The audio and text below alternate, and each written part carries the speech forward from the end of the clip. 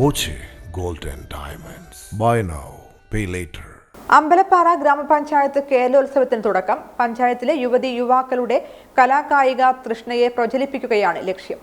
അമ്പലപ്പാറ ഗ്രാമപഞ്ചായത്തിൽ കേരളോത്സവത്തിന്റെ പഞ്ചായത്ത് തല ഉദ്ഘാടനം 1/12/2024 അമ്പലപ്പാറ ഗ്രാമപഞ്ചായത്ത് പ്രസിഡന്റ് പി വിജയലക്ഷ്മി ടീച്ചർ നിർവഹിച്ചു. സ്ഥലം വാർഡ് മെമ്പർ വിനിത, ചാർജ് ഓഫീസർമാരായ S Aneesh, V Jayesh, club ഭാരവാഹികൾ തുടങ്ങിയവർ പങ്കെടുത്തു. കാലത്ത് ചെറുമുണ്ടശ്ശേരി സ്റ്റേഡിയത്തിൽ വെച്ച് ക്രിക്കറ്റ് മത്സരം സംഘടിപ്പിച്ചിരുന്നു. ഡിസംബർ 15 അമ്പലപ്പാറ ഗ്രാമപഞ്ചായത്ത് കല്യാണ മണ്ഡപത്തിൽ സംഘടിപ്പിക്കുന്ന കലാ മത്സരത്തോടുകൂടി കേരളോത്സവം എന്ന പഞ്ചായത്ത് തല പരിപാടികൾ സമാപിക്കുന്നതാണ്.